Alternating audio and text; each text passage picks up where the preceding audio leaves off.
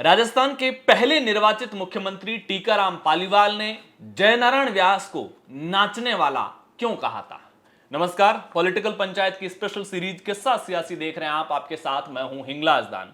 किस्सा सियासी की पिछले एपिसोडों में हमने हीरालाल शास्त्री से लेकर के सीएस वेंकटाचारी के 110 दिन के कार्यकाल से लेकर के चुनावों के बाद किस तरह से जयनारायण व्यास दोनों सीटों से चुनाव हार जाते, इसकी वजह से उनको मुख्यमंत्री पद से हटना पड़ता है और पहले निर्वाचित मुख्यमंत्री बनते टीकाराम पालीवाल।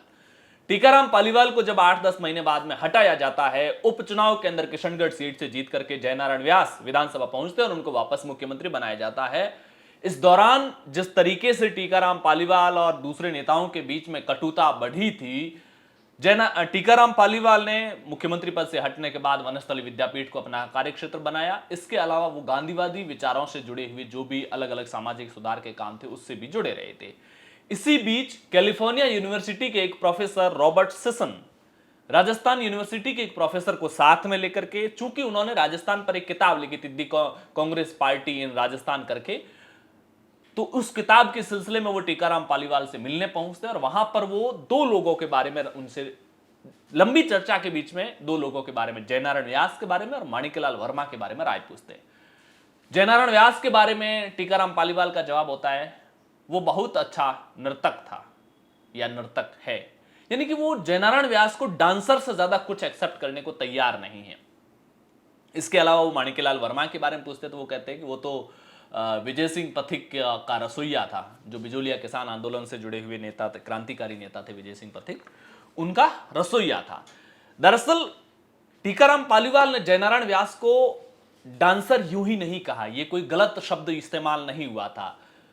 वाकई में जयनारायण व्यास को डांसर कहने के पीछे एक मजबूत वजह भी है। आप सबको पिछले एपिसोड में मैंने अखंड भारत का जिक्र किया, जो समाचार पत्र मुंबई से निकाला करते थे जयनारायण व्यास। 1936-37 के आसपास वो चूंकि जोधपुर से वो आंदोलन और सरकार अंग्रेजों के खिलाफ लड़ाई की वजह से निर्वासन झेल रहे थे। इसी बीच में आर्थिक समस्याओं के चलते उनका अखबार बंद होने की स्थिति पर आता है और जब अखबार बंद हो जाता अखंड भारत, तो उसके बाद में वो कुछ समय तक मुंबई में अभिनय की दुनिया में, एक्टिंग की दुनिया में अपना करियर बनाने पर विचार भी करते हैं। वो कैसे डांसर थे, नृत्य कैसा अच्छा करते थे, शिव तांडव बहुत अच्छा करते थे। इसको लेकर के एक बार 1936-37 के अंदर बताया जाता है कि ब्यावर के अंदर उन्होंने पूरा शिव का श्रृंगार करके शिव तांडव किया था। ये उनके किसी मित्र ने अपने संस्मरणों में लिखा है। इसके अलावा आजादी के बाद जब वो दूसरी बार मुख्यमंत्री बन चुके थे किशनगढ़ से बाईपोल में जीत करके, तो उसके बाद में चंबल परियोजना पर एक नृत्य नाटिका तैयार की गई थी। इस नृत्य नाटिका को लिखा भी जयनारायण व्यास ने खुद ने, यहां तक कि नृत्य नाटिका के जितने भी कलाकार थे उनको पूरी रिहर्सल करवाना का तैयार करना, यह भी सारा जयनारायण व्यास ने किया था। मात्र 8 दिन के अंदर बताया जाता है कि यह काम पूरा किया गया था, पहली बार जो मंचन हुआ था उसमें। और जो डांसर थे अलग अलग, क्योंकि ये पूरी नृत्य नाटिका ही थी, तो जयनारायण व्यास ने खुद डांस कर करके बाकी वाले कलाकारों को डांस सिखाया था। और 30 मार्च 1953 राजस्थान दिवस के मौके पर जयपुर के रामनिवास बाग में 50,000 लोगों के सामने इस नृत्य नाटिका का मंचन होता। बाद में जब महाराज प्रमुख उदयपुर महाराणा भूपाल सिंह इसको देखने की रुचि जताते हैं, तो 8 जुलाई 1953 को महाराणा के सामने दरबार हॉल के अंदर उदयपुर के अंदर भी 500 लोगों के सामने इसका मंचन किया जाता है। रोचक किस्सा यह भी है कि उस कार्यक्रम में भाग लेने के लिए जब वो उदयपुर पहुंचे थे रेलगाड़ी के द्वारा जयपुर से मुख्यमंत्री के रूप में, तो उनके सामने अधिकारियों ने उसी तरह का प्रोटोकॉल फॉलो करने की कोशिश की, उसी तरह आवभगत करने की कोशिश की, लेकिन जयनारायण व्यास सिर्फ और सिर्फ अपना एक हैंडबैग लेकर के आए थे। उनके साथ में कोई लाव लश्कर नहीं था। और जब उनके सामने स्वागत का कोशिश की गई तो उन्होंने कहा कि मैं एक कला प्रेमी के बुलावे पर एक कलाकार के रूप में यहां आया हूं, न कि राजस्थान के मुख्यमंत्री के रूप में। और बाद में जो राजकीय गार्ड ऑफ ऑनर देने वाले थे जयनारायण व्यास को मुख्यमंत्री के रूप में, उन्होंने वो भी रद्द करवा दिया कि मैं यहां कलाकार के रूप में आया हूं, मुख्यमंत्री के रूप में नहीं आया हूं। आजकल के मुख्यमंत्री तो अपने पारिवारिक कार्यक्रम में जाएंगे तो भी गार्ड ऑफ ऑनर लेंगे वहां के रेलवे स्टेशन पर, वहां के एयरपोर्ट के ऊपर। बहरहाल उनके इसी अभिनय और नाटक से जुड़ा हुआ एक किस्सा है। जब उनके ऊपर मुकदमा चलता है, शायद हीरालाल शास्त्री के कार्यकाल, जब पहले मनोनीत मुख्यमंत्री के रूप में उन्होंने मुख्यमंत्री का पदभार संभाला था, उस दौर में जयनारायण व्यास पर मुकदमा लगा था। तो इस मुकदमे से राजस्थान कांग्रेस में गुटबाजियां थी, एक नेहरू का गुट था, एक पटेल का गुट था। तो जयनारायण व्यास पर जब मुकदमा लगा तो 3 लोगों ने, सरदार हरलाल सिंह जो राजस्थान कांग्रेस के प्रदेश अध्यक्ष रहे थे, इसके अलावा मास्टर आदित्येंद्र नाथ, वो भी बाद में राजस्थान कांग्रेस के प्रदेश अध्यक्ष रहे थे और राज्यसभा भेजे गए, राज्यसभा सांसद भी बनाए गए थे। तो सरदार हरलाल सिंह, मास्टर आदित्येंद्र और 3 लोगों ने मिलकर के एक पत्र लिखा सरदार पटेल को। सरदार पटेल ने को यह पत्र लिखा गया था, भाई मुकदमा नहीं चलना चाहिए। और जब जयनारायण व्यास को इस बात का पता चला तो जयनारायण व्यास बहुत नाराज हुए। उन्होंने कहा कि माफी मांगने, किसी से निवेदन करने, अनुरोध करने के लिए कि भाई हम पर मुकदमे हटाए जाए, मतलब एक स्वाभिमानी व्यक्ति थे वो।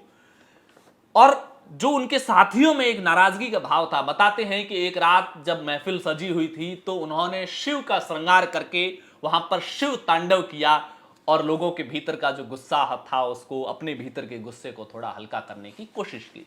इसी सिलसिले में गुजरात के एक सेठ थे, उन्होंने भी जयनारायण व्यास से बातचीत की, मध्यस्थता की कोशिश की कि आपके और सरदार पटेल के बीच में जो रिश्तों में तनाव है, क्योंकि जयनारायण व्यास नेहरू गुट के माने जाते थे, उसको सामान्य करने के लिए उन्होंने मध्यस्थता की कोशिश की। तो उनका यह जवाब यह था कि सरदार हो या भगवान, मैं अपने स्वाभिमान को किसी के भी सामने गिरवी नहीं रख सकता। यह जयनारायण व्यास का व्यक्तित्व था। और जयनारायण व्यास की आखिरी समय में अगर मुख्यमंत्री की कुर्सी भी गई, मैंने आपको पिछले किस्सा सियासी के एपिसोड में बताया है, अगर आपने वो नहीं देखा हो तो मैं नीचे डिस्क्रिप्शन में कहूंगा, किस्सा सियासी की प्लेलिस्ट का पूरा एक लिंक दे दिया जाएगा, ताकि आपको जो भी एपिसोड देखना हो वो आप वहां जाकर के देख सकें।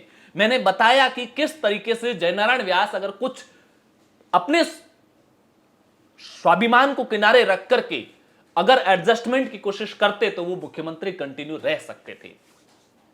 तो ये आज का किस्सा सियासी का छोटा सा किस्सा मुझे लगा कि चूंकि पिछले एपिसोड में मैंने कहा था कि टीकाराम पालीवाल ने इस तरह की टिप्पणी जयनारायण व्यास पर की थी, लेकिन उस टिप्पणी के पीछे का आधार क्या था वो मैंने आपको बताया। एक जयनारायण व्यास, एक व्यक्ति जो सिर्फ कलाकार नेता ना होकर के वो एक अच्छा कलाकार, एक साहित्यकार और एक अच्छा लेखक था। जयनारायण व्यास की कुछ पंक्तियां मैं आपको सुनाना चाहूंगा जो उन्होंने स्वतंत्रता संग्राम के दौर में कही थी, शोषण के विरुद्ध आह्वान करते हुए ये कविता कही थी। भूखे की सूखी हड्डी से वज्र बनेगा महाभयंकर, ऋषि दधीची को ईर्ष्या होगी, नया नेत्र खोलेंगे शंकर, अन्न विहीन उदर की आहें दावा नलसी बनकर भीषण, भस्मीभूत कर देगी उनको जो दीनों का करते शोषण, बाकी मत रखना खूब सता ले, खूब दिखा ले अपना पशुबल, निर्बल का बल देख रहा है तेरे सब कुकृत्य को प्रतिपल, कल ही तुझ पर गाज गिरेगा तेरा सभी समाज गिरेगा, तख्त गिरेगा, ताज गिरेगा, महल गिरेगा, राज गिरेगा, नहीं रहेगी सत्ता तेरी बस्ती तो आबाद रहेगी, जालिम तेरे जुल्मों की उसमें कायम याद रहेगी। ये था जयनारायण व्यास का एक कवि, एक साहित्यकार के रूप में, एक लेखक के रूप में, कि वो किस तरीके से अपनी लेखनी के बल पर भी लोगों में जो स्वतंत्रता आंदोलन के दौर में जन जागृति पैदा करने की कोशिश करते। किस्सा सियासी के आज के एपिसोड में इतना ही। पॉलिटिकल पंचायत पर पहली बार आए हैं तो चैनल को सब्सक्राइब कीजिएगा, वीडियो को लाइक और शेयर जरूर कीजिएगा। शुक्रिया।